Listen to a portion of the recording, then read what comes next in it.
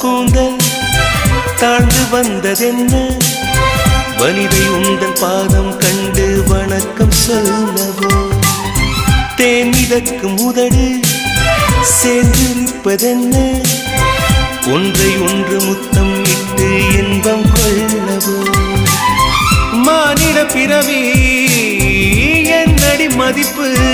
உன் கால் விரல் நகமாய் இருப்பது சிறப்பு 100 கோடி பெண்கள் உண்டு உன் போல் யாரும் இல்லையே ஆனால் கண்ணி உந்தன் கண்கள் மட்டும் காணவில்லை